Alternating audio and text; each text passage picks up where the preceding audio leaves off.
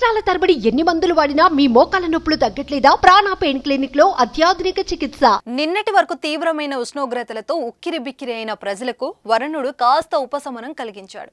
తెలంగాణలో వాతావరణం పూర్తిగా చల్లబడింది. శుక్రవారం సాయంత్రం కొన్ని ప్రాంతాల్లో జడివాన కురవగా శనివారం ఉదయం నుంచి రాష్ట్ర వ్యాప్తంగా దంచికొడుతుంది. హైదరాబాద్తో పాటు చాలా ప్రాంతాలు ఉరుములు మెరుపులతో కూడిన వర్షాలు పడుతున్నాయి. హన్మకొండ, వరంగల్, కరీంనగర్, జనగామ జిల్లాలో వర్షం కురుస్తుంది. నిజామాబాద్ జిల్లాలోని దర్పల్లి, మాక్లూర్, నందిపేట, డొంకేశ్వర్, మోపాల్, ఆలూర్, రేంజల్, ఆర్మూర్ మండలాల్లో భారీ వర్షం పడుతుంది.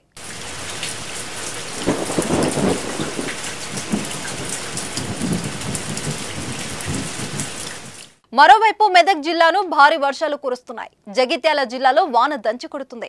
గాలివాన కురుస్తుండటంతో విద్యుత్కు అంతరాయం ఏర్పడుతుంది. ఈదురు గాలులతో చెట్లు, విద్యుత్ స్తంభాలు నేలకురిగాయి. మరోవైపు అకాల వర్షాలకు రైతన్న తీవ్రంగా నష్టపోయాడు. వేల ఎకరాల పంటకు నష్టం వాటిల్లింది. సిద్దిపేట, దుబ్బాకలోని కొనుగోలు కేంద్రాల్లో ధాన్యం తడిసిపోయింది. దీంతో రైతులు ఆందోళన చెందుతున్నారు. ఏప్రిల్ 24వ తేదీ వరకు తెలంగాణలోని పలు ప్రాంతాల్లో తేలికపాటి నుంచి మోస్తారు వర్షాలు కురిసే అవకాశం ఉందని హైదరాబాద్ వాతావరణ కేంద్రం తెలిపింది.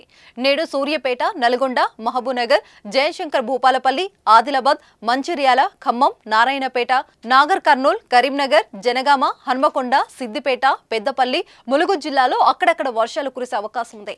ఈ మేరకు ఆయా జిల్లాలకు ఎల్లో అలర్ట్ జారీ చేసింది. ప్రస్తుతం ఎండలు మండిపోతున్నాయి. 40 డిగ్రీలు దాటి ఉష్ణోగ్రతలు నమోదవుతున్నాయి. వేడికి పిల్లలు, వృద్ధులు అల్లాడిపోతున్నారు. వడదెబ్బ కారణంగా ప్రాణాలు కూడా పోతున్నాయి. ఇలాంటి సమయంలో పడిన వాన ఉపశమనం కలిగిస్తుంది. ఉక్కపోత, చెమటలతో ఉక్కిరిబిక్కిరైన ప్రజలు చాలా రోజుల తర్వాత పడిన వానతో కాస్త ఊపిరి పీల్చుకుంటున్నారు.